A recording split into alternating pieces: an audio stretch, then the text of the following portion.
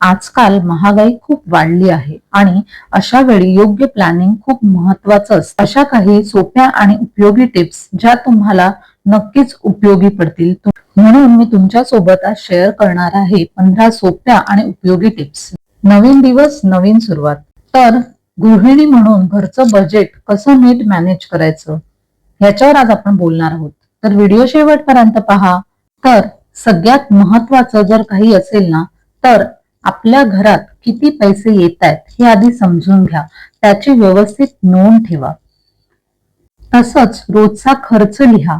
म्हणजे काय होईल, छोटा असो किंवा मोठा असो, तो खर्च लिहिणं खूप महत्वाचं आहे. आणि ह्याची सवय लावली ना एकदा, की सगळं आपल्याला जमतं. तसंच आपण बरेच वेळा अनावश्यक गोष्टीही घरात घेतो.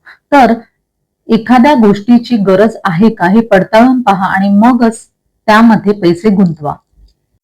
आठवड्याला आपल्याला साधारण काय काय लागतं जेवणासाठी म्हणते मी, किंवा किराणा सामान, याची नोंद ठेवा आणि जे आवश्यक आहे तेवढंच घ्या. कारण आपण बरेच वेळा किराणा माल घ्यायला जातो आणि अनावश्यक गोष्टी घरी घेऊन येतो. त्याचा उपयोग आपण लगेच करत नाही, तर 2-3 महिने असंच पडलेलं असतं ते सामान. म्हणून हाही अनावश्यक खर्च टाळा. तसंच आपण काय करतो, ऑफर लागलीये हे बघतो आणि उगाच गरज नसताना वस्तू घरी घेऊन येतो, तर तेही टाळा.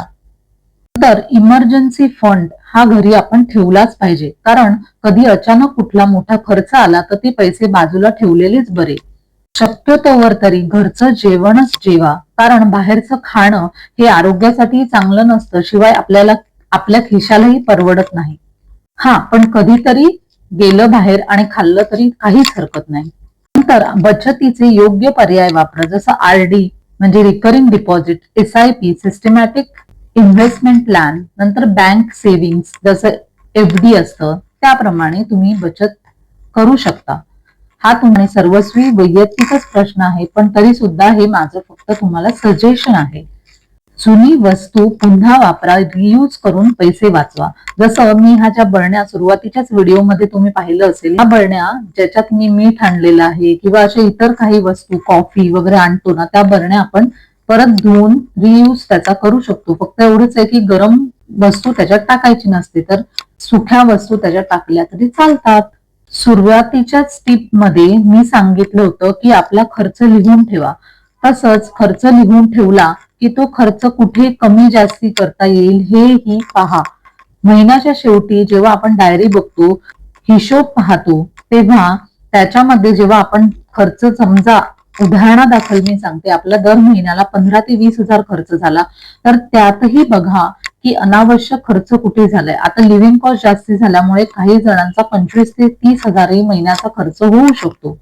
तर हा खर्च आपण कुठे कमी जास्ती करू शकतो हेही पहा आणि ते पैसे सेव्ह करा. ते योग्य ठिकाणी तुम्हालाच वापरता येतील. तसंच भविष्यासाठी सुद्धा आपल्याला लक्ष ठेवलं पाहिजे. घर, मुलांचं शिक्षण, नंतर कधी कधी आपण वर्षातून एकदा ट्रिपलाही जाऊ शकतो. तर हे वाचवलेले पैसे अशा ठिकाणी आपल्याला वापरता येतात. त्या गोष्टींकडे लक्ष द्या. अनावश्यक खर्च टाळा, तर तुमचं महिन्याचं बजेट अजिबात डगमगणार नाही. तर मंडळी, ह्या होत्या काही सोप्या टिप्स ज्यामुळे तुम्ही घरचं बजेट सहज सांभाळू शकता आणि ते डळमळणार सुद्धा नाही. तुम्ही तुमच्या इन्कम प्रमाणेच खर्च केला पाहिजे. आणि अजून एक असा सल्ला आहे माझा, सल्ला नाही ऍक्च्युली, मी तुमची मैत्रीण आहे आणि मी मैत्रीण म्हणून तुमच्याशी बोलते. तर अशा एक गोष्ट सांगायची आहे तुम्हाला की आपण अंथरूण पाहून पाय पसरावेत, ही म्हणणं खूप योग्य आहे. अंथरूण मोठं करायचं वगैरे सगळं आहेच, ते केलं की मग तुम्ही तुमचा खर्च वाढवा. पण जोपर्यंत तुमचं अंथरूण जेवढं आहे ना तेवढाच खर्च करा. त्याच्या आवाक्या बाहेर जाऊ नका. उगाच अनावश्यक लोन वगैरे घेऊ नका. तुम्हाला ज्या गोष्टीची आवश्यकता आहे त्यासाठीच तुम्ही लोन काढा. जसं मोठा मोठा खर्च असतो, जसं घर घ्यायचंय, हे तुमचं एक स्वप्न असू शकतं आणि ते आवश्यक आहे. कारण अन्न, वस्त्र, निवारा या आपल्या मूलभूत गरजा आहेत. तर पहिलं तुम्ही, मी एवढा किंवा एवढी कमवते तरी महिन्याच्या शेवटी पैसे का संपतात, तर घरचं बजेट न सांभाळल्यामुळे. तुम्ही नीट विचार करा आणि आठवा की तुमचा कुठे अनावश्यक खर्च होतोय आणि तो खर्च आहे ना तुम्ही न करता तेच पैसे तुम्ही बाजूला ठेवा. महिन्याच्या शेवटी तुमच्याकडे 1000-2000 रुपये तरी एक्स्ट्राचे उरले असेल, मग त्या पैशापासून तुम्ही SIP किंवा FD अशा गोष्टी, अशा इन्व्हेस्टमेंट करू शकता. आणि एवढं काटेकोर पण जर आपण वागलो ना, तर नक्की महिना सुरू होताना जसे तुमच्याकडे पैसे असतात, पगार येतो, तसंच महिना संपताना सुद्धा निदान 1000-2000 रुपये तरी तुमच्याकडे असतील. तसंच अजून अनावश्यक खर्चामध्ये काय येतं माहितीये का? Online shopping. बाहेरचं खाणं जसं येतं तसं ऑनलाईन शॉपिंग सुद्धा येते. आपण ऑनलाईन ज्या साईट झालेल्या आहेत त्या पाहतो आणि जर आपल्याला गरज नसते पण एखाद्या टेम्पटेशन खाली म्हणजे टेम्पटिंग वाटतात आपल्याला त्या गोष्टी आणि आपण त्या गोष्टी घेतो. कधीतरी घ्यायला काहीच हरकत नाहीये. पण जर आपणच स्वतःला पाहायचं आहे, जर रेग्युलर आपण ह्या गोष्टी घेत असू तर आपल्याला स्वतःलाच कुठेतरी थांबायला पाहिजे. आणि एक असा पर्याय आहे की तुम्ही जर महिन्याला तुम्हाला इन्कम असेल तुमचा 25 ते 30 हजार रुपये, तर त्यातले काही पैसे म्हणजे समजा 25 हजार तुम्हाला तुमचं महिन्याचं उत्पन्न आहे, तर तुम्ही 5 हजार रुपये आधीच वेगळे काढून ठेवा आणि मग बाकीच्या पैशात उरलेल्या पैशातच तुम्ही खर्च करा. असंही तुम्ही करू शकता. साधारण आता एवढे वर्ष आपण संसार चालवतोय तर आपल्याला नक्कीच माहिती असतं किती महिन्याला खर्च येतो.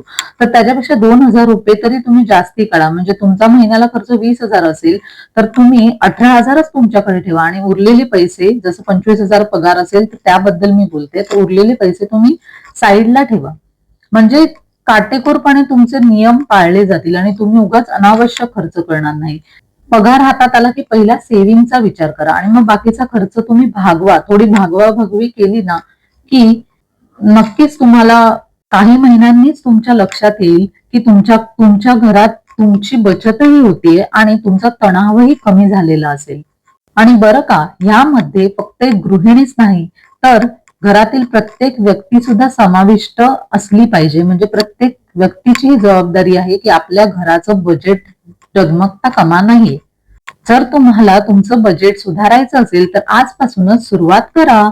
चला, बचत कशी करायची हे तर सांगून झालं, पण आज मी इथे खिरीची सोपी रेसिपी दाखवली आहे. तर तुम्ही तीही लगोलग बघा आणि व्हिडिओ आवडला तर लाईक, शेअर आणि सबस्क्राईब करायला विसरू नका. पुन्हा भेटूया अशाच उपयुक्त व्हिडिओमध्ये. धन्यवाद.